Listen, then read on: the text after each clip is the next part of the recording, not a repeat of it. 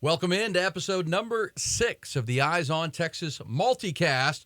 I'm Aaron Hogan along with Mike Craven. It's the Republic of Football Podcast Network on Dave Campbell's Texas Football Network and on the Horn flagship in Austin, Texas. That would be 104.9 The Horn, AM 1260, and hornfm.com is where you're going to find that. We are broadcasting live overlooking beautiful downtown Austin on a Monday afternoon after the Longhorns played their spring game this past weekend to wrap up spring practice, and we're talking about it for the next hour.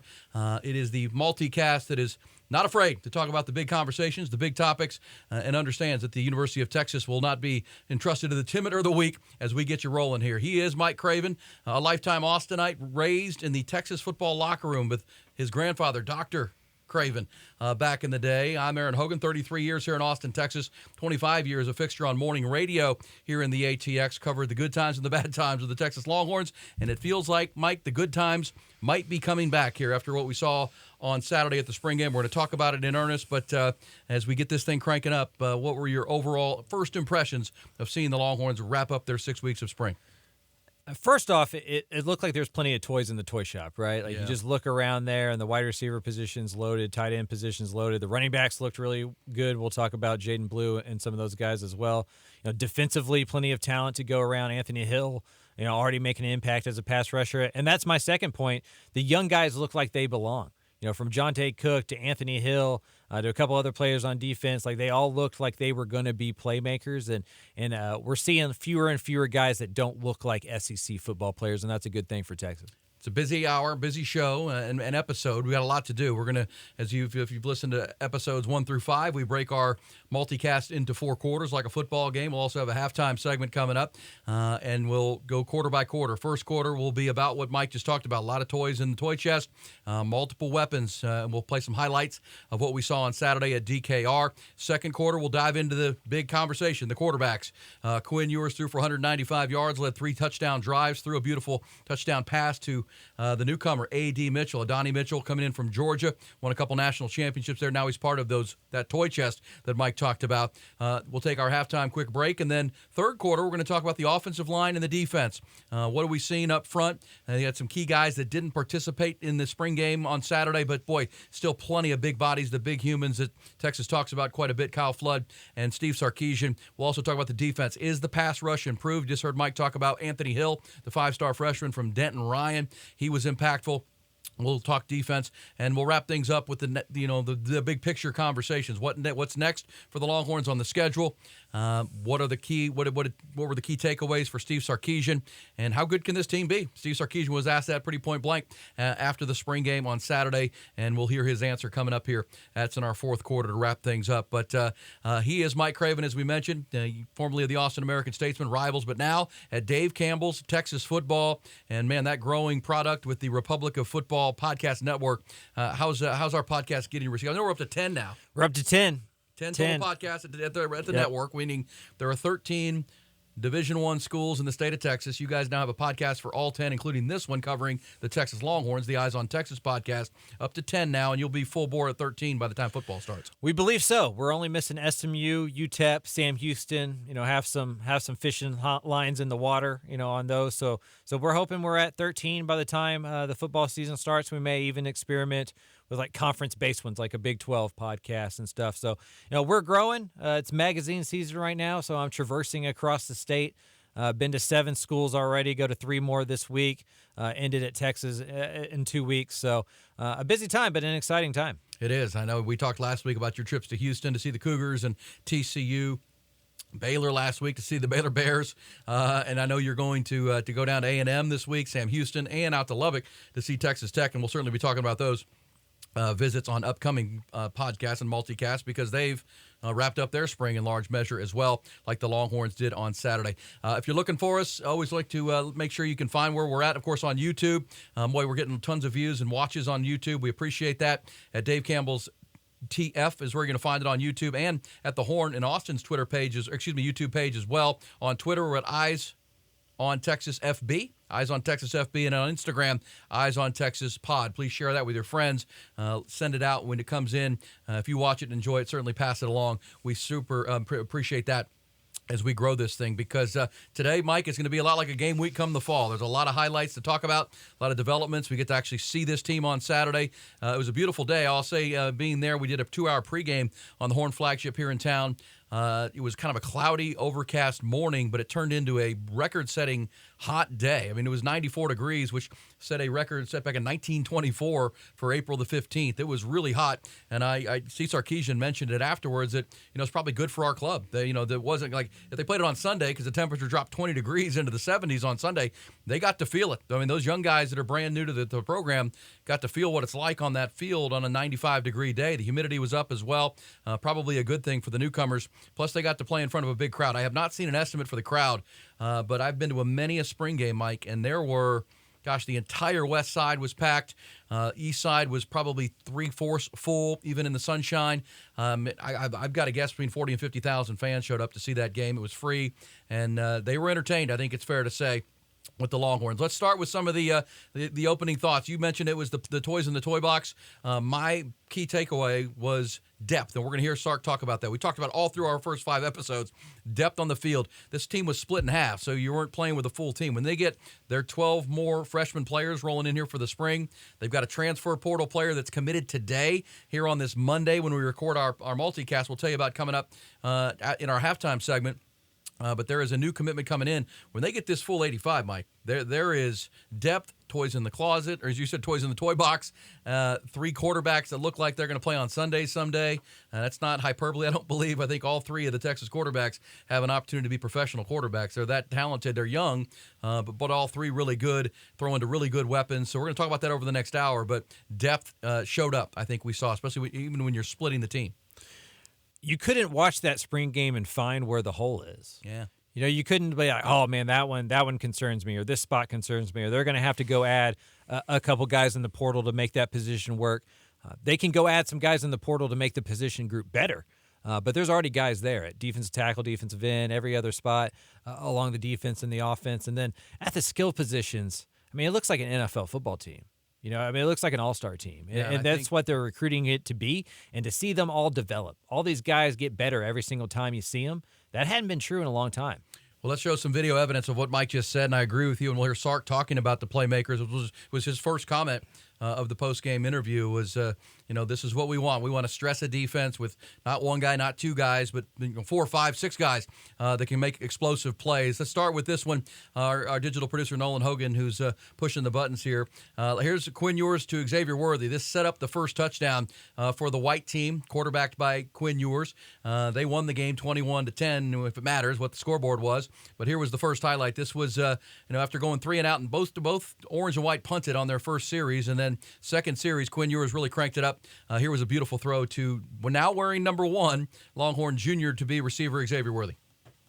Tell my receivers, man, you better get up because I'm throwing that ball. I need you to catch it. Even in the spring game, Ewers going deep down the field. Worthy hangs on. Right, The throw was nice too. Throw was perfect. Didn't stay in bounds, obviously, but a couple plays later, actually on a 4th down play, the freshman C.J. Baxter, put it in the end zone, and the White took a 7-0 lead early. But the throw itself, Xavier Worthy wearing number 1, I thought, just with the naked eye watching, Xavier looks great. He's healthy with the hand, and his ball get off, Mike, and his quick twitch. You can't stay in front of the guy. He is really, really a special player. And to get that little angle route and then back to the corner, the post corner route, and a great throw by Quinn. Yeah, the two healthy hands helps. When we're not dealing with a broken hand, that's going to help. But what I'm excited for Xavier this year is he's got help around him. Yeah. He's not going to get double, triple teamed. If they do, you're going to get crushed by A.D. Mitchell. You're going to get crushed by Jordan Whittington, Jatovian Sanders, all the way down. And so he's going to see more matchups he's like, and he's going to be used in a way that benefits him.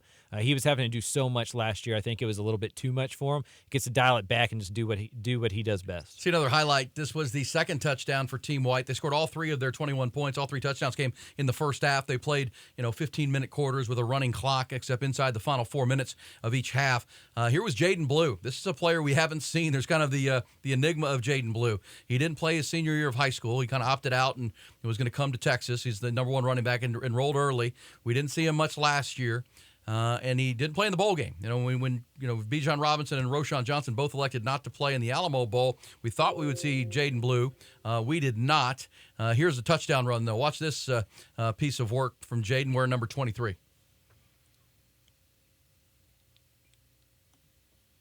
In Ford, a huge part of that. Less than 5 to play in the first half. Blue with plenty of running room, sprinting through the defense. That was up the middle, too. I think that's one of the things you got to like there.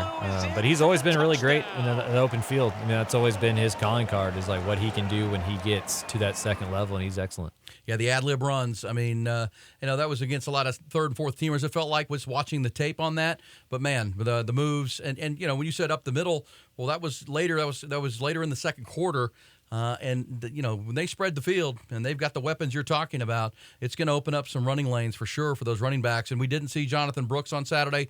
We didn't see Keelan Robinson. Jonathan Brooks, I think, was in there for just a brief minute. Keelan Robinson didn't participate, but it was really C.J. Baxter, Savion Red, the converted wide receiver, and then that run you saw there by Jaden Blue. Let's see one more quick play, and then we're going to hear from Sark talking about the toys in his toy chest. Here is a beautiful touchdown pass right at the end of the half. They were running the 2-minute drill at this point, trying to get a touchdown on the board before the half against the Orange team. Here was a dart from Quinn Ewers to the Georgia transfer, Adonai Mitchell. He's like the current college football version of Chris Carter's, like all he does is catch touchdowns thing.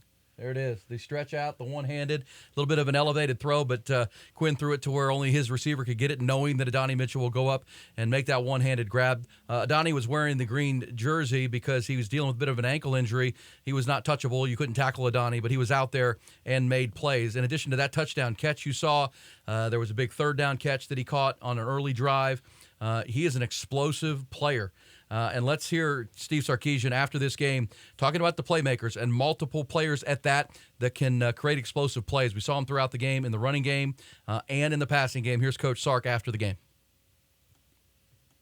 And I thought we saw, from an offensive perspective, playmaking ability from a variety of people, which is something that we were hoping to get to as a team, to where it wasn't just one or two guys creating explosive plays, but that hopefully people are going to have to defend multiple people. And we saw that from, obviously, Xavier. We saw it from Jordan. We saw it from AD. We saw Jonte make a big play. We saw Jaden Blue in the open field. We saw Savion Red in the open field. We know what JT Sanders can be. So I think on that front, DeAndre Moore, I know he didn't make the one play, but came back and had another big play later. So I think that we've created a lot more versatility from an offensive perspective. A lot more versatility. That's a word we heard a lot, Mike. Versatility. Last year, as you mentioned, when Isaiah Nair got hurt in August, it really put a lot of spotlight on Xavier Worthy. Everyone knew he was the go-to guy. And they maybe forced that a little bit. And Jordan Whittington is another guy to mention, because I thought he, wearing number 13 now, Jordan has again changed his number. He was, 21 when he got here. Then he's 4. Now he's 13. But he's slimmed down. He's probably lost 15 pounds. He looks a lot quicker. And, boy, when he gets the ball in space, he's like a running back when he gets out into open space. Those three guys, plus you add Isaiah Nair, plus we'll see Jonte Cook coming up on a beautiful touchdown catch he caught from Malik Murphy, the backup quarterback. This is hard to if you're a defensive coordinator. What do? It's a math equation. You can only double one player. You can only add extra roll coverage to one guy. Well, that's going to leave Adonai Mitchell in single coverage. That's going to leave Jordan Whittington in a one-on-one matchup. That's going to leave an Isaiah Nair or a JT Sanders in a one-on-one matchup. It's also going to open up running lanes because safeties have to play deep because of the deep threat, which Sark is always going to have as part of his offense. And it stresses a defense to where the quarterback's job becomes, let's find the matchup. Which one do we like best? We got our one of our best players on your fourth cornerback or a safety. We're going to go there. And if you think back to 2019 when Sark was calling plays at Alabama, Mike, Mac Jones, that was his job. Find the open man, find the matchup. And, I think Quinn Ewers is probably a little bit more talented of a thrower, even Mac Jones. And there's an opportunity there for Quinn to kind of know where he wants to go with the football based on the matchup that's in front of him. It should be easy pre-snap most of the time. You're going to play some defenses that can match up with you, be athletic with you, and then maybe you have to get to your third, fourth progression. But most of the time, especially when you have time, which he'll have behind a pretty good offensive line that has a lot of experience that we'll talk about later as well. You add those two things together, and there's not much that can stop this Texas offense on paper except for themselves. Yeah, they didn't turn the football over, either the orange or the white in the game. No balls on the ground, no interceptions. Obviously, we can talk about the defense coming up. They need to force more, but at the same time, it was clean. It was a clean game. There were only 2 penalties in the whole game, so those are the things you liked about it from the Longhorns. A couple more from Sark here in our first quarter. I want to say hi to our sponsor as well of our first quarter here coming up, our underwriter and one of our founding partners here on the Eyes on Texas multicast. Let's hear Sark on the X-Man, Xavier Worthy. We're number 1 now. He saw him catch the big pass. He had a nice game and fully healthy and in a great state of mind, according to Sark, after the game.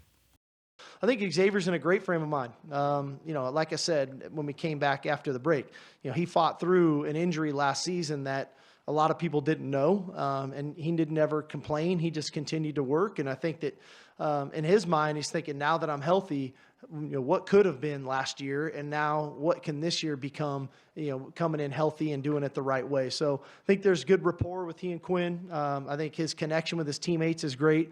And at the end, I don't think that he can worry about trying to win people over. I think he has to worry about being the best version of himself. And in the end, that's good enough, and I think people will love that aspect about him. If you think about X-Man, Mike, I mean, record-setting as a freshman with the touchdowns and just, the best player on the field at times, along with Bijan Robinson. Last year with the broken hand, some drops. Maybe the body language wasn't great if he's playing through the injury, and kind of got on the bad side of Texas fans. I think he can earn that back pretty quick because, he looked electric in the game on Saturday.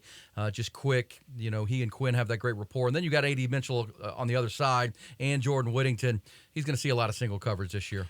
Yeah, I mean, Xavier Worthy catches a couple touchdowns against Alabama, and Texas fans won't remember what 2022 is. Yeah. So it's a fickle group, right? All fans are, and he'll be fine if he produces.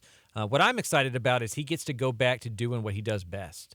And he doesn't have to be the complete wide receiver where he's having to go outside, inside, do everything for Texas. He gets to match up, kind of see what he does more as a freshman. And it's called a sophomore slump for a reason, right? There's a phrase for it. It happens. And so a lot was asked for him as a true freshman. There was a lot of tape on him. I think defenses guarded him in a different way, got more physical with him. And if there is one negative to Xavier Worthy's game, is he's a skinny guy. He's not a big, strong dude. And so if you can get into his body in the catch or in the route, you're going to have an advantage. I think they're going to be more creative and get to use him in different ways this year to avoid that. Let's wrap up our first quarter here on the Eyes on Texas multicast with Sark talking about Isaiah Nayer. We didn't get to see him. But man, this is another guy that's almost like a Mirage. folk legend. Yeah, the folk legend. Yeah. He was, came in from Wyoming, had a great summer last year, was having a great spring or great August, and then the knee injury in the first scrimmage that they had, missed the entire year, and I think it really did impact the Longhorn offense last year.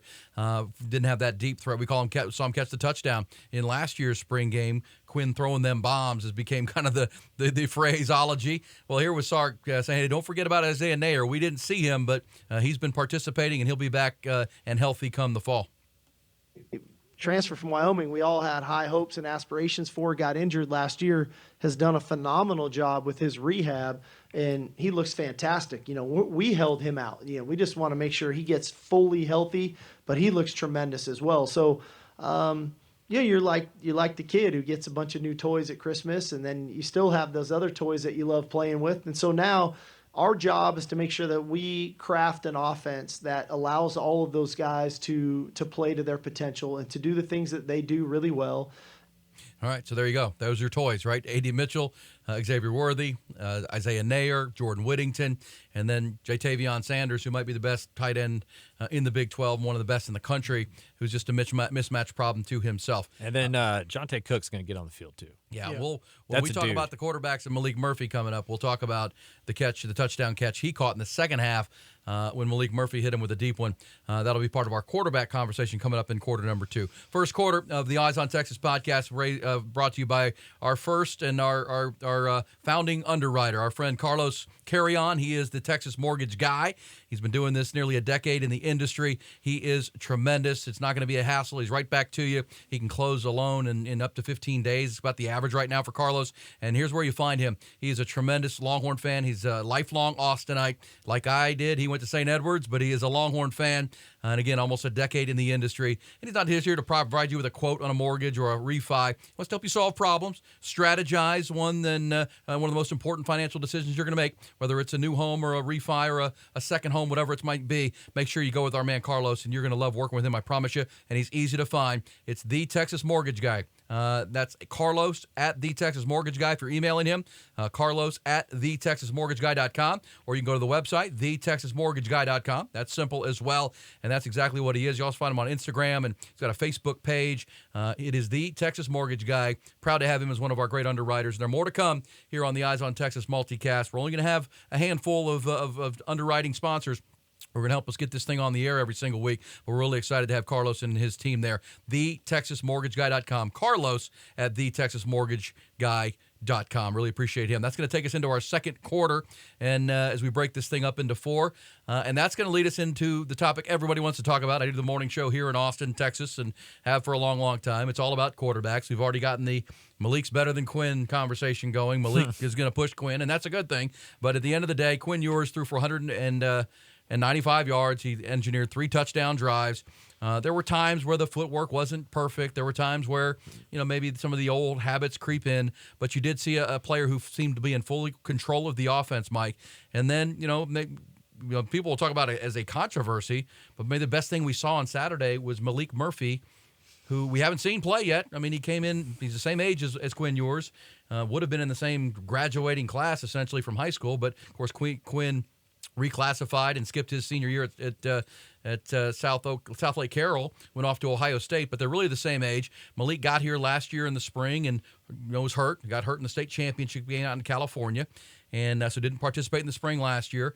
This summer, Sark has revealed that they went through kind of a mechanic rebuild of his throwing motion. Thought his motion was too long, and they really needed to shorten that up. So we got to see him for the first time. End of the day, we saw 2 really good quarterbacks because Malik ended up 9 of 14 and made some plays. When we talk about the quarterbacks, give me your overall impressions of what you saw from those two, and certainly we'll talk about the Arch Manning conversation because that's more of a national conversation here in Austin, and here locally. I think we realize he's behind these other guys. But what'd you make from the quarterback play on Saturday? Quinn did everything he needed to do. He looked in control of the offense. He made some good throws. He didn't make a lot of mistakes. That's what you wanted from him, right?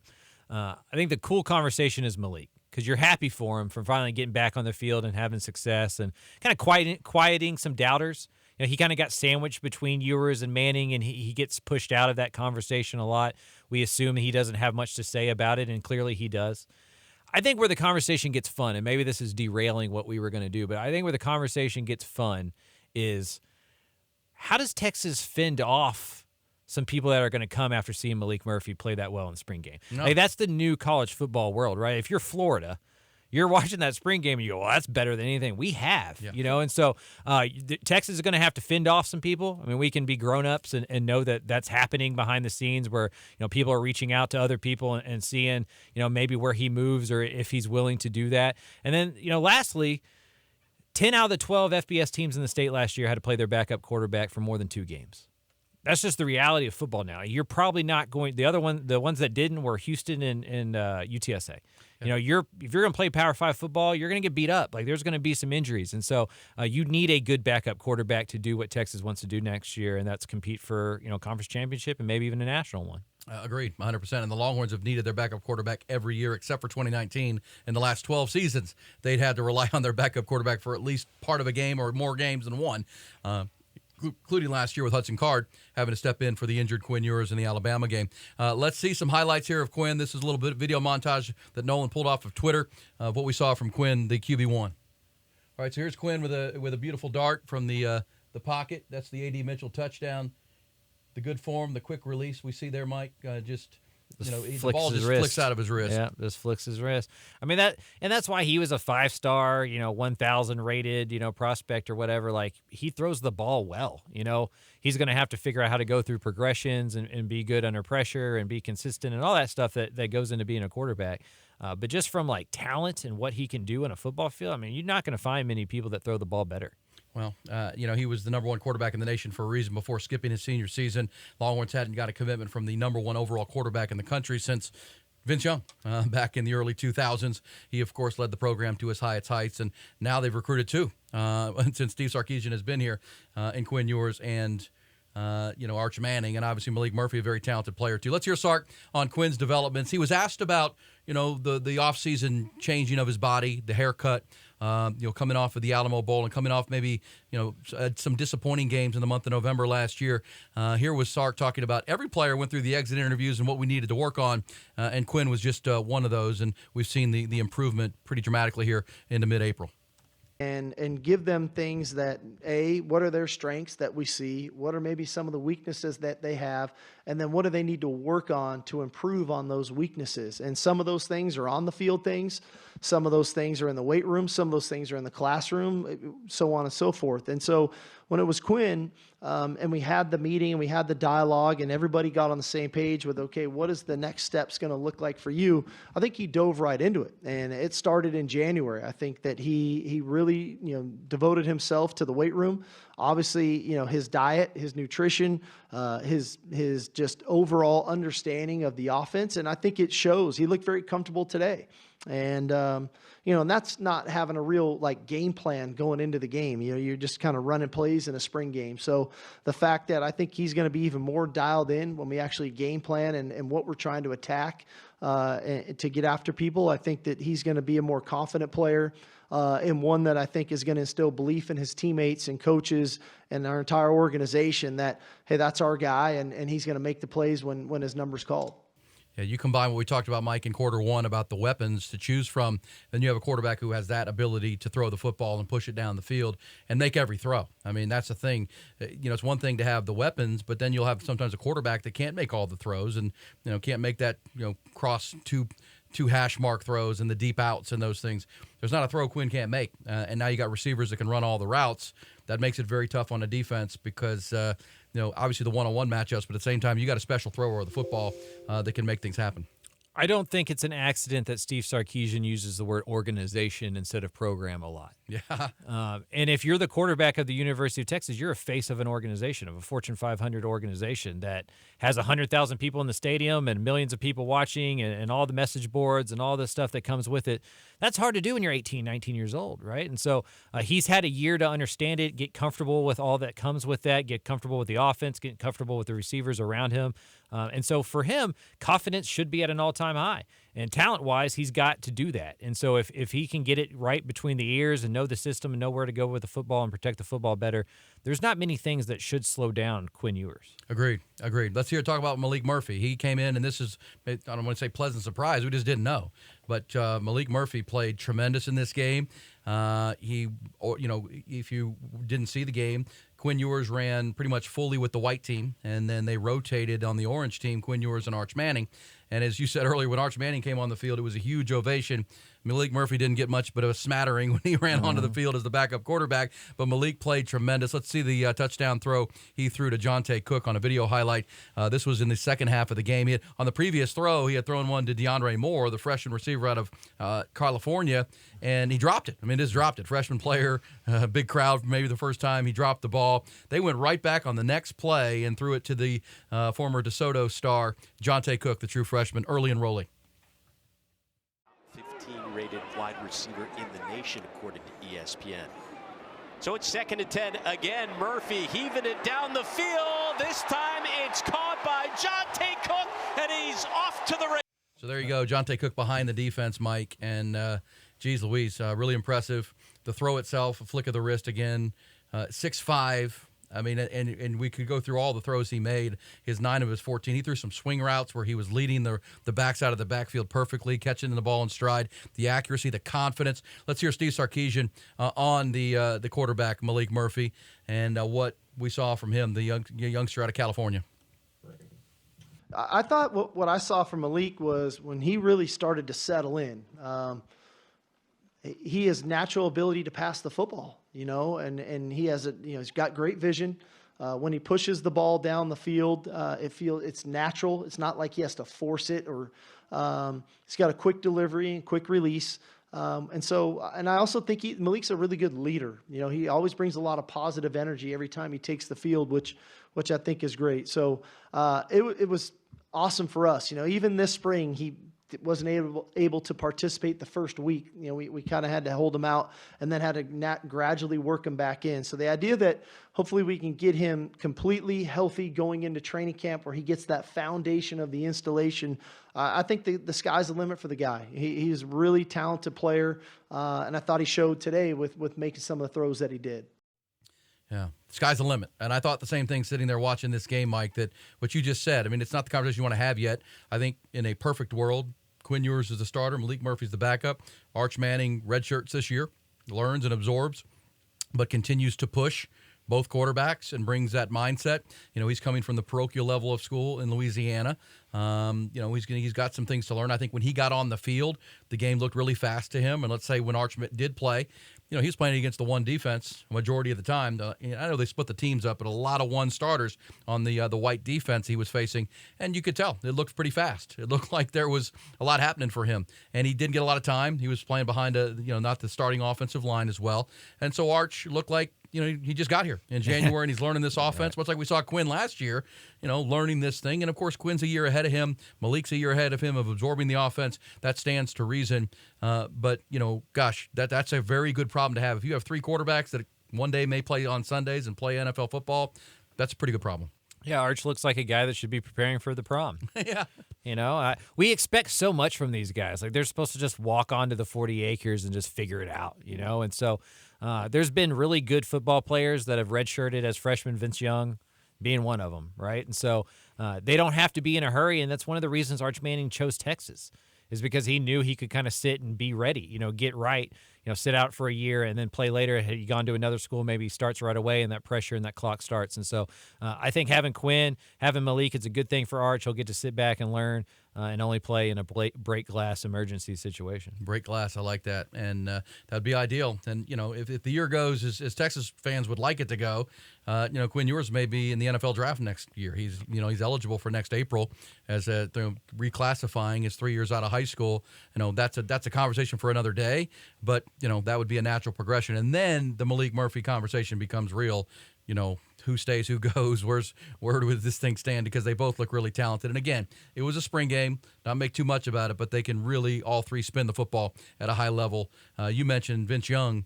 I was doing radio in the mornings here in Austin when fans wanted Vince Young moved to wide receiver. Oh, yeah. 12-0 to Oklahoma. We'll do that. When they got shut out in the Red River game, and he's never going to be a quarterback. He needs to be wide receiver. Make Chance Mock our quarterback. We'll be fine. Be patient. And coming up in our halftime segment, our digital producer Nolan Hogan will get us some of the national narrative thoughts that are going on out there and on the message boards, which we know is going to be there. Let's tap the brakes on that real quick, though, to wrap up our second quarter here on the Eyes on Texas multicast. Aaron Hogan, Mike Craven. Let's hear the Sark final cut on the quarterbacks. And this is interesting. He was asked, what's the pecking order? Where does this thing stand right now? Here was the head coach. The beauty of it is I don't have to establish a pecking order right now. That's the beauty of it. I have another 29 practices to go in fall camp.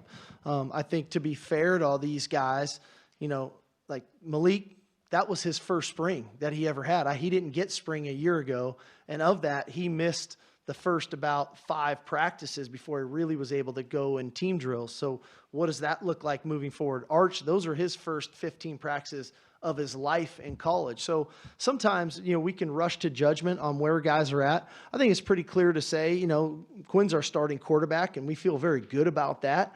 But I don't ever want to take the stinger of these other guys that they're not competing for something, that they're not striving for something, because they're all talented players. They're great teammates with one another. And I think they all appreciate how hard each of them work. And I think we're in a very fortunate position to have 3 quality guys in that room that work the way that they do. It's funny and interesting thoughts. Don't have to make it now. Keep pushing, keep that stinger going, guys, and keep pushing. And I think that can be a great thing, Mike, because I do think Quinn Ewers is, he can be a little casual sometimes, right? He can be that guy. Malik Murphy, as you heard Sark say, he is a natural leader. He's not going to back down. He sees this as a challenge. We know Arch Manning is a gym rat and a worker. Even though his last name is Manning, that guy brings the lunch pail every single day.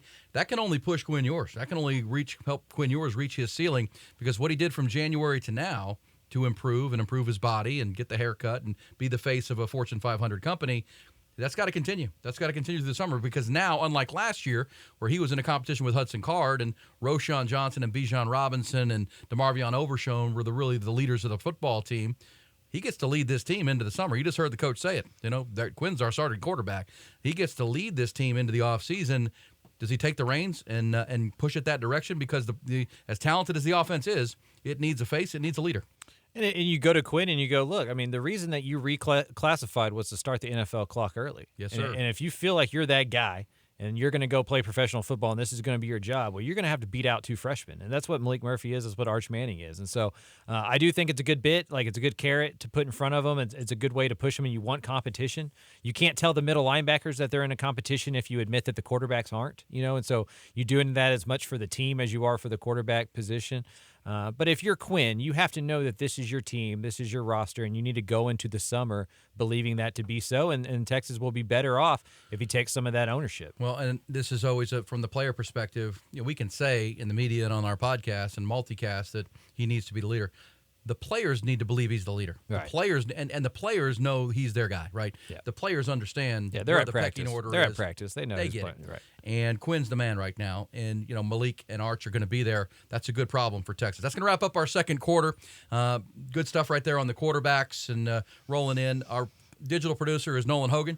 He's been playing the highlights and playing the audio. And Nolan, you were searching and surfing the web for some interesting thoughts on the national narrative and maybe some of the message board narratives about the spring game and specifically the quarterbacks. Well, nationally, all I really had to look up was Arch Manning, Quinn Ewers on Google, and the first 5 articles are Arch Manning gets outplayed by Quinn Ewers, maybe QB number 3 for Texas. That's from the Washington Post. Fox Sports says, while Arch Manning draws the buzz, Quinn Ewers steals the show at Texas spring game. From USA Today, Longhorn Steve Sarkisian, Quinn Ewers, not Arch Manning, is the starting quarterback at Texas. And from Bleacher Report, Texas Quinn Ewers, pretty clear starting QB over Arch Manning. Nowhere in that conversation is Malik Murphy. Do y'all understand what SEO is? Uh-uh. Like search engine like it's like what pops up on Google for searches and things of that nature. And like they're using Quinn Ewers and Arch Manning because those are searched more. Yeah. And so that's why those are all in the title that way and why you don't see Malik headlines Murphy's are that specific name. narratives and Yeah. title headlines. No doubt about it. And I think my favorite one is, Arch Manning chose Texas over Georgia and Alabama. And I saw somebody post something where Alabama fans before, somebody posted something on a message board. Hey, Alabama fans, what would you give to get Arch Manning to Alabama? And there was this list of my firstborn, my left testicle, whatever it might be. And now the same message board's got Arch sucks. Look, This guy we couldn't dodged a touch our bullet. field. We didn't need him. He's terrible. This is what we do. And we being silly fans, Arch Manning's going to be fine. I even saw on Pardon the Interruption today on a Monday. They actually had how they do their little Jenga grid, and they had a surprise that Quinn Ewers outplayed Arch Manning so badly, and it's like what are you covering? And Michael Wilbon and Tony Kornheiser, the way they wrote it, were you surprised? I mean, we just assume Arch is going to walk in there and be the savior and take the job. Quinn Ewers didn't play very good last year. He was a freshman.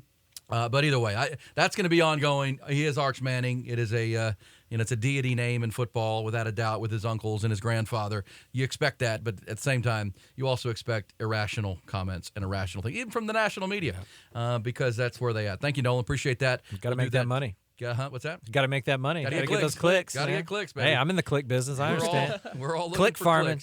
clicks. Nolan, when we put out our tweets this week, make sure we're putting out Arch Manning, buzzwords. number Sark or 3. Arch, Sark or Yeah. Arch, or Sark or Arch, Quinn or Arch. What are we doing? All the buzzwords. All the buzzwords. But then, you check the Longhorn message boards, it's about Malik Murphy. Oh. Is Malik going to win this job? Is he going to beat, where are we going to be better? Because the backup quarterback is always the most popular player. Maybe we should drop a poll on our Twitter. I'll drop a poll. We'll get the poll running as we get this thing going. That's going to be our halftime. And remember, when we get to the football season, we're going to have a very special halftime.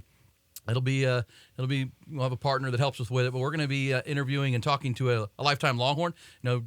Speaking of Pardon the Interruption, We're going to do 5 good minutes with a lifetime Longhorn, kind of a where are they now, week to week. So we're excited about that. Also, we'll keep you posted on where the Longhorns are landing in the National Football League and how they're performing. That'll be part of our halftime. And Nolan will always chime in with some good digital content on our halftime segment. So looking forward to that. Let's dive into our third quarter. Again, we're talking orange-white spring game here on the Eyes on Texas pod and the multicast.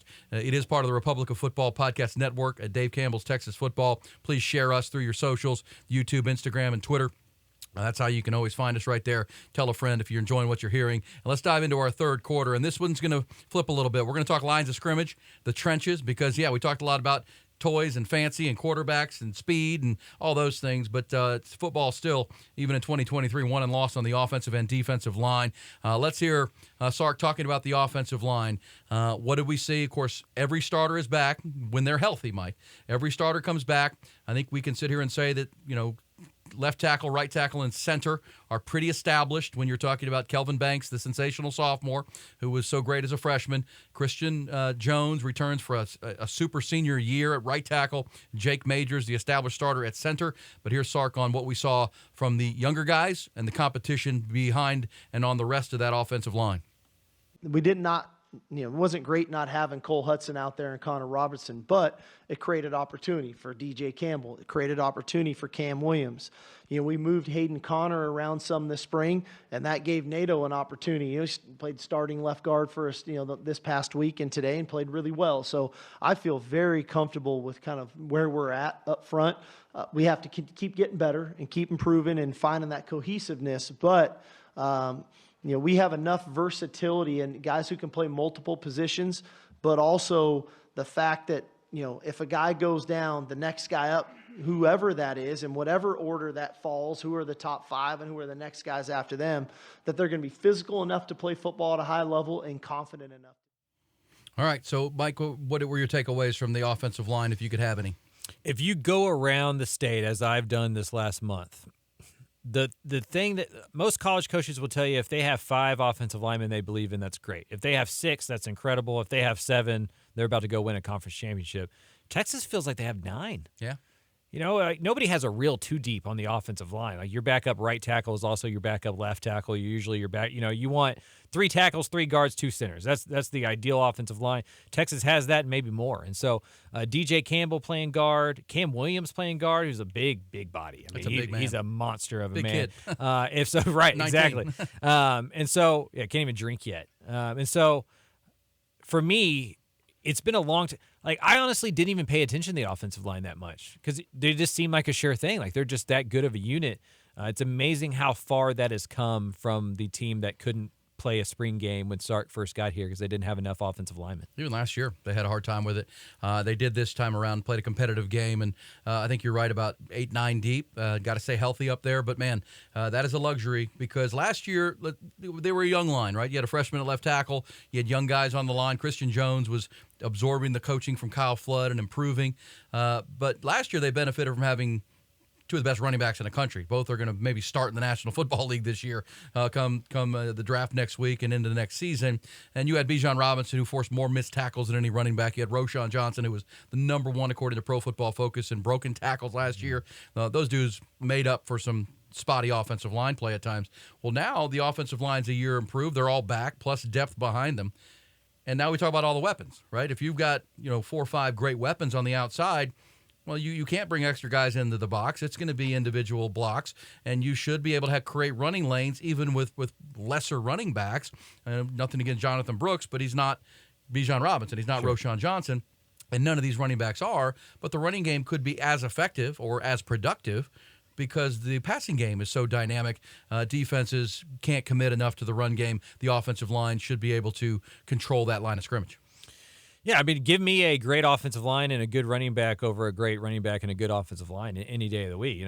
Texas lost 5 games last year, and none of them had Bijan Robinson on the opposing roster, right? So you can win football games without elite running back play. In my opinion, they have a chance to be as productive, if not more productive, running the football for everything that you just said. And they don't have to be, right? If the passing game is everything that we think it's going to be, and the offensive line is as good as we think it's going to be, those running backs don't have to be great. They just have to be good. Well, think about that Alabama offensive line we referenced in 2019 under the direction of Steve Sarkisian. Najee Harris was the running back. I mean, we forget that, but because Devontae Smith and Jalen Waddle and all these great first-round wide receivers, Henry Ruggs, just so dynamic. But Najee Harris was a really good player. He's in the NFL as well. That's a special offense back in 2019. Can this one be anything close to that? We're going to find out coming up. As we roll on in our third quarter, let's get some defensive impressions. And, we know going into the spring, Sark said the number one goal of the offensive improvement was passing game and being more coordinated and in sync in their passing game. I think we've talked about that and seen that in our highlights. What about the defensive side of the ball? Pulled this from our friends at KView 24. This is some audio with Jalen Ford. Jalen Ford, gosh, I was surprised to see him out there late in the fourth quarter. 41 is still out there making tackles in the heat on Saturday. He is the heart of this Texas defense in the middle. Probably should have been the conference's defensive player of the year last year with all the impact plays he made at linebacker, the interceptions, forced fumbles. But he was asked about a guy who lined up next to him, well, on the other side, on the other team, but will likely line up next to him come the fall, and that is the freshman, Anthony Hill Jr., 5-star commit out of DeSoto, number one linebacker in the country for a lot of people. Here was the veteran, Jalen Ford, talking about what he saw from the young linebacker who is going to be playing next to him come the fall. I thought Anthony had a pretty good day. He was on the opposite team, so I didn't want to celebrate him too much. But I thought he Choate did a great job of just letting him kind of play out there today. Felt like I saw Anthony Hill a lot today, which is a positive. I know he played multiple positions. He was off the edge. He kind of blitzed through the middle, just for him just to kind of get a feel for playing off the ball and edge. So I thought he did a pretty good job today. He carried himself well. He had a lot of reps, so I thought that was pretty big for him too, just to get his feet wet. And honestly, I'm really excited for how far he's come since he's been here and the potential he has to, continue this growth into next season. I like the guys that don't take their pads off for the press conference. And another guy in Anthony Hill Jr. who should be preparing for the prom, right? I mean, there's a lot of those guys here who should be seniors in high school, and a lot of them were on display. Cedric Baxter, C.J. Baxter scored a touchdown. Arch Manning, Jonte Cook caught a touchdown. Anthony Hill Jr. And I really like what they're doing with him, letting him just play downhill. They just let his athleticism show, let Jalen kind of run the show at linebacker, coverages and whatnot. You'll get there, but early to build confidence in a young player. If rushing the passer and just being a natural ball attacker is what you do, let him do it. And I thought we saw him do that quite a bit on Saturday. Yeah, free him up. He's an athletic specimen, and he's not going to know how to do everything right away. No. You're not going to show up, in your first 2 months of college and know how to play off the ball, know how to read this, know how to read that. But you can't come off the edge and just go chase the ball. That's something you can do. And so this is one of the things I like about this Texas football staff is it doesn't have to be perfect. But we can figure out a way for you to go create havoc. And that's all you can ask for, and that's all you want. And Texas needs one of those guys. They do, without a doubt. And, again, the quarterbacks were not live, so there were no sacks. Could have been some sacks that maybe weren't whistled by the officials, Sure. So we don't know. But Anthony Hill, last year at LSU, a guy named Harold Perkins, Harold, sick ball. And yep. he was a first-team All-SEC player last year, just unbelievable as a true freshman, and not asking him to do too much, but just wreak havoc. And I don't know if that's going to be the role for Anthony Hill, but let's hear Sark, bigger picture on Anthony Hill, but also, the 6 weeks of spring, is the pass rush improved, not just from what we saw on Saturday, but what you saw throughout the course of 15 practices. The pass rush. Yeah, I did. Again, it's hard when you have to split those guys up because I think we have some good packages now where we can get people on the field in certain combinations and they can be very disruptive. And you can count on certain guys that are nowhere penetrator types that can affect the quarterback and other guys that can clean things up. I think our linebackers are good rushers as well. So all in all, I feel good about it. Is there potential we may add a guy here or there? We'll see. Nobody knows. The portal opened today, so I don't know what's going to happen. But the reality of it is the roster we have up there up front, I feel good about. All right. So, yes, but again, they're going to continue to look and add. Well, here we go. Some breaking news that has come down today. The Longhorns have added Trill Carter, great name, out of Minnesota. Played 3-4 years for the Gophers, and P.J. Fleck. He's 6'2". He's 300 pounds. He's from Leesburg, Georgia, but was playing at Minnesota. He was a big recruit out of high school and ended up going to Minnesota. And he has committed to Texas in the transfer portal. He was at the game on Saturday, saw the big crowd, and he's going to be coming to add another piece in that rotation at defense. You just heard Sark say it. We may look to add some more. Same time, that happens on the Monday after the game. Yeah, he started 23 of the last 24 games Minnesota played since 2021. He's not going to be a big pass rusher. He's not going to put up a lot of stats, but he's somebody that can take up blocks and allow other guys to go do that. Texas lost Keandre Coburn, Moro Ojimo. They need some bodies in the front. Now you have a real rotation there with Sadir Mitchell coming on also to provide depth. So, Texas is going to be strong interior again, and it feels like that's something that Pete Kwiatkowski really wants out of his defense. Agreed. And I noted in my notes, Sadir Mitchell showed up wearing number 99. He's a big body. He's going to be good. We know that out of Bergen, New Jersey. Really impressive looking player. And again, none of these guys are going to play more than 20, 25 snaps in the game. But Tavondre Sweat's return. Byron Murphy is really the main guy in the middle. Alfred Collins, Vernon Broughton. And now you add a Trill Carter. You add a Sadir Mitchell to that.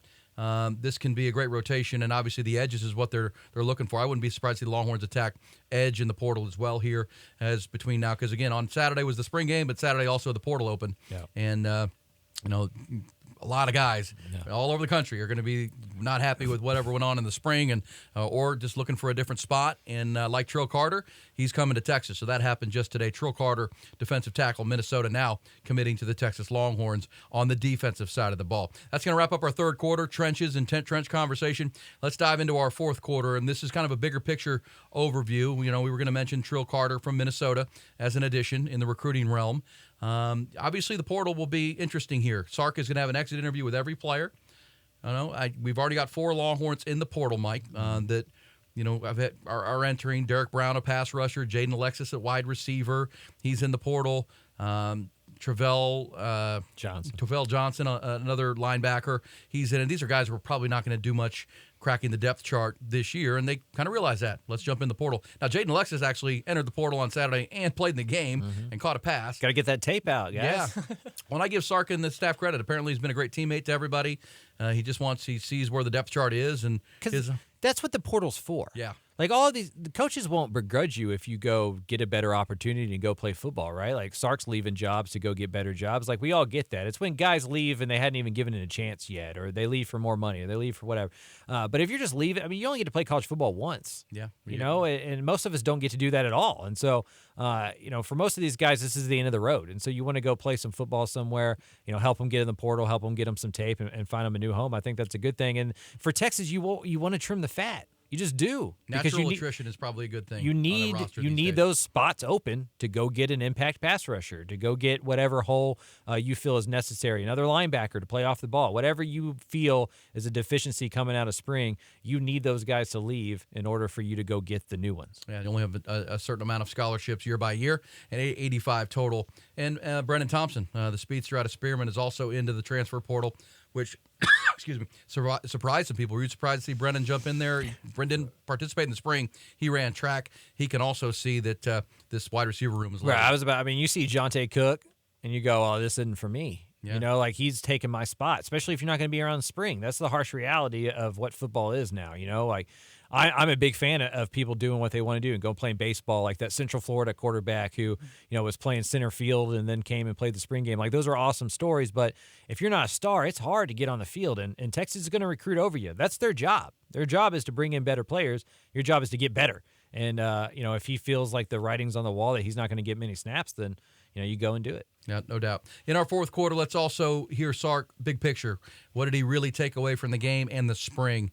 Obviously, there's micro conversations and there's macro. Macro, this is something we talked about at the very beginning, what we talked about on our first episode, back in episode 1 of the Eyes on Texas podcast. It feels like the deepest Texas team in a long time. They're deep in a lot of positions here. Sark talking about the depth, which he believes is a real key for the Longhorns headed into the offseason now. I think the biggest thing we found out about our team is I think we have really good depth on this team. You can go position by position, and I feel very comfortable if the starter isn't in, the backup doesn't look much different. And I don't know, we haven't been in that space here my first couple years. We've been in a space where maybe one position was that way, but at another position it was like, man, if so-and-so goes down, we're in real trouble. Today, I kind of feel like if so-and-so goes down a position, which we never want them to, the next guy going in, we all feel very comfortable with. And I think that part for me was the thing that I got out of spring ball, is that we have depth on this team now to where we have a very solid 2 deep, and at some positions 3 deep, where we're very comfortable with the players that we have. A lot of depth, and we'll hear Sark coming up before we wrap this thing up in our fourth quarter in our episode 6 of the Eyes on Texas multicast, recapping the Texas spring game with highlights and Coach Sark comments. Also heard from Jalen Ford here. But, Mike, one of the things I love about our multicast and the content people are going to get is your eye, because you're not just looking at Texas, you're driving around and you're going to other campuses, so you're seeing other teams. Something you said to me in our pregame here was, you were at the A&M. You do an A&M podcast for the network as well, and you're going to be down there this week, and the spring game was this weekend. They've got some holes. They've got some obvious spots where, man, this is going to be a struggle for them. It's really tough to find that at Texas. I'm sure every school you see, the coach is saying, yeah, we're a little bit thin here. We're not sure about this spot. This Texas team feels like at every position they feel pretty good. I mean, Jimbo's going into his 6th year, and they had to do all-time offensive line because they only had 7 guys that are healthy up there, right? And Texas is able to split squad going into year 3 for Sark. And so, you look at A&M roster, and they're going to have to figure out offensive tackle. They're going to have to figure out linebacker. There's some spots where you go, well, that's not good enough yet, right? But for Texas, to Sark's point, I don't know what that spot is. Maybe we get to October and this isn't true. Like the cornerbacks disappoint, or the wide receivers don't live up to expectations, or the running backs maybe don't live up to the hype behind that offensive line. But on paper, you can't just isolate a spot and go, that's what's going to cost Texas this year. It does feel like one of those years where Texas can go as far as Texas takes itself. Yeah, I mean, I know at this point last year we were talking about a young offensive line, a lot of question marks. What about quarterback? Who's it going to be? What does it look like? Defense. Defense was coming off an historically bad season and actually outperformed. So, yes, this is why there's so much confidence. It leads to the obvious question, and last question to wrap up spring practice and spring coverage is, how good can they be? Sark was asked that question on Saturday after the game. White team won at 21-10, and Sark was asked, Coach, how good are you? We're talented. I think that we're together, and that's, to me, is more and more important than the talent. The fact that I think that the connectivity on this team, the culture that these guys have created with each other, they have a lot of fun with one another. It's the first time today I came into the team meeting, and they were all singing a song together. 2 years ago, you could have heard a church mouse in here when I walked into a team room. And now they're actually having a lot of fun being a team with one another and appreciating the work that each of them are doing. And that comes from love. And the fact that that's where we're at as a team, that's going to help us overcome the adversity we're going to get faced with in the fall. But I definitely think we're talented enough. Now we just got to keep putting in the work and make sure we understand the whys of the things that we're doing and put ourselves in a position of where we're ready to go compete at a high level with a full allotment of our 85 scholarships. I feel like that answer just described why Texas blew so many second-half leads. Like, you just answered what the problem was for Texas those first couple of years is stuff's going to get hard. And when stuff gets hard, it's like military. We look at football like a military game because it's similar in that way, where you're starting to fight for your brother next to you, right? Like, it's just about survival and getting to the next thing and winning for that guy next to you. Texas didn't have that. Texas hadn't had that in a while. And when you're not very good and you lack confidence, it's hard to be excited and have fun. That sounds like a team that looks around and goes, man, guys, we're pretty good, and they're loose about it. That's a good sign. Well, and almost all of them have been brought in under this coaching staff. Yeah. They've kept continuity in the staff. They've only changed out running back coach and wide receiver coach twice, both because the coach left. Andre Coleman was let go in the first year, but Brennan Marion took an offensive coordinator job. But they've kept continuity, which has been a problem here, without a doubt, coordinator and head coach continuity. Sark has brought in his bodies. I know last week, the Pivot podcast that's so popular with Ryan Clark and those guys, Sark was on there saying, this looks like my team. This looks like the team because let's be honest, when Sark got here, Tom Herman liked leaner, smaller offensive linemen, kind of lighter and bigger, not as speedy receivers. Well, that's not a Sark team. Sark likes big humans and fast guys on the outside. He wants to be big and then fast. So that took a while. And let's be clear, year one when they went 5-7, unacceptable. it wasn't a Sark team, and I don't think Sark liked the team that much, and I don't think the team liked the coaching staff that much. We remember the Bo Davis rant at the Iowa State game that needed to be said and needed to happen. Last year, we saw big strides and three more wins, but still, as you said, fourth quarter losses in games they could have and should have won at times. That comes from kind of learning how to win and learning how to be a team. And as you said, the love. I mean, how many times a year a coach talk about love? On that same Pivot podcast, we heard Sark talk about, he feels like he has an open door to every player, and they can come talk to me about anything. And Sark can use his own experience and his own challenges to deal with them. And then, you hear that from a coach, and it's okay, well, that's coach speak. Well, last week on our morning show, we had Moro Ojimo come in, the fifth-year senior. He's going to go off the NFL draft. And we asked him about that. And he said, it's absolutely true. It's absolutely true. Sark's a genius with his being vulnerable, willing. Some coaches say I have an open door, but you really don't want to go through that door. Moro was really eloquent saying, no, we feel like we can talk to coach about anything. And that, I think that permeates through the whole staff. The staff and its continuity is getting to this team, and the players start to sound like Sark, and the coaches sound like Sark. And, this is the special sauce. This is why Texas fans, I think, can get excited. The talent and the depth is there. But the teams that win are the ones that are connected, are the ones that are playing for one another. As you said, Mike, you've been around it. It can go a long way when guys are playing for the guy next to them. Oh, and they're pretty talented. And they're having fun. Yeah. This is a fun thing. I know we strangle it to death and make it not fun, but it's supposed to be fun. And so if those guys are having a good time, they're going to work out harder, they're going to play better, they're going to be looser, they're going to make fewer mistakes. And when they make mistakes, they're going to be able to bounce back from them and not point fingers and be able to pick each other up. The best teams are that across, not even in sports, right? Like in workplace and everywhere that you've ever been. Elite teams. Right. That's what teams do. And Texas feels more like a team than they have in a long time. Yeah, talent and team and connected. A lot to like out of the spring. We're going to have to do an episode where we talk about what could go wrong, because I feel like we've been doing this for 6 weeks now, and we've been way too the cynical brain in me is like, well, we need some negative. Yeah, we're going to have to balance this out a little bit. 23, 24 years in morning radio here in town.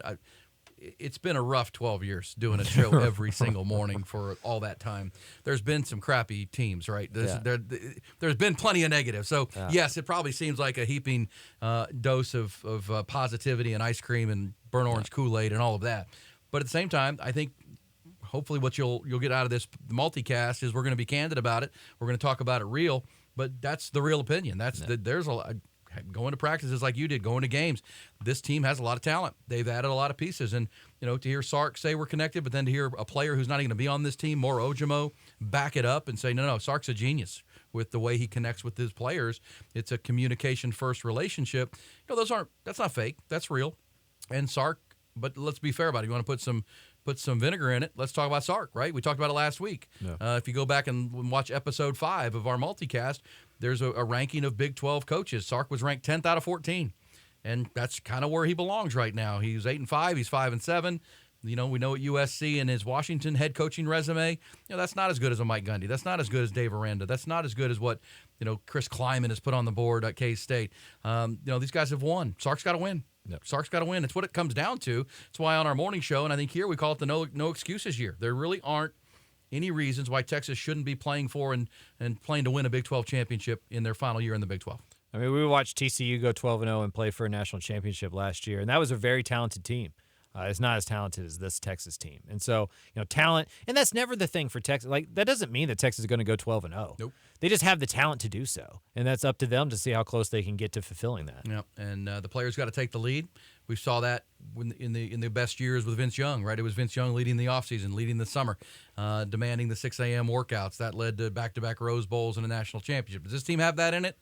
I think over the next 2-3 years, if they're on this track, I think they're back into that conversation. But, 5-7, 8-5 is what it is over the last 2 years. You got to be better than that this coming season, and a lot to be optimistic about coming out of the spring. And to wrap up our spring coverage and episode 6 here in our fourth quarter, let's just say no injuries. No significant injuries. That's probably the biggest headline of all of it.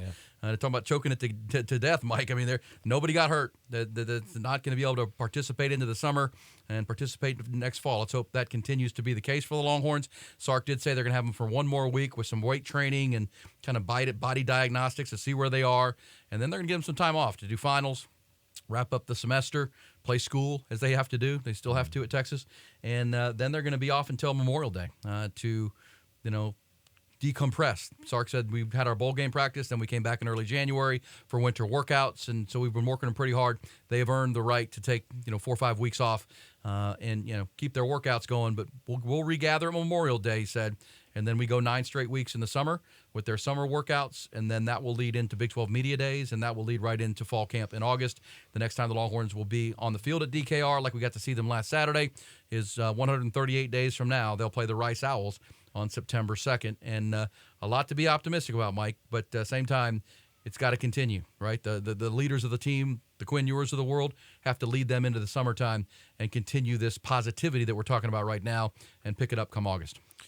For every college coach and player I've ever talked to talks about the summer being the defining moments of what happens in a football season. Because the coaches aren't around, really. Right. And so we're going to find out, or we won't find out, but we'll see the results of it in the fall of like how far along this team is in that route. And that feels like the missing piece.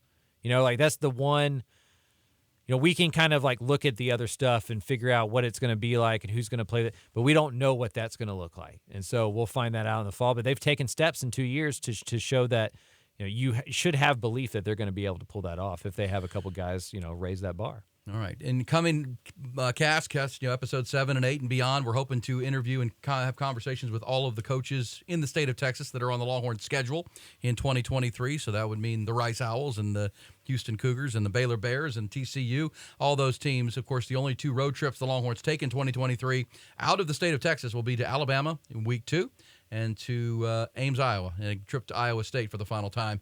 Other than that, the other 10 games are all played here in the Lone Star State, and we will attempt over our next 8-10 episodes to talk to all those coaches, find out how their springs went.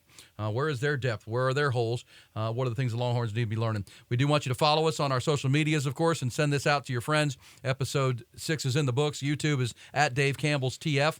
Also on the Horn in Austin, the flagship, hornfm.com, the Horn YouTube page as well. Instagram is Eyes on Texas Pod on Instagram, on the gram. Also Twitter at Eyes on Texas FB. Please retweet and repost and send out to your friends this multicast if you can. If you enjoyed it, we certainly hope you will do that. And remember, it is a product of the Republic of Football Podcast Network on Dave Campbell's Texas Football. Also appreciate the Austin Radio Network here in Austin and the Horn for allowing us to broadcast here in the studio and bring you these great highlights and sound here as we get this thing cranked up. That's going to wrap it up. Mike, any final thoughts as we bid adieu to the spring and look forward to the offseason? No, sir. Back on the road again tomorrow. Back on the road to Sam Houston, Texas A&M, and Lubbock, right? And then Lubbock, yeah. What a sightseeing tour you're going to be on.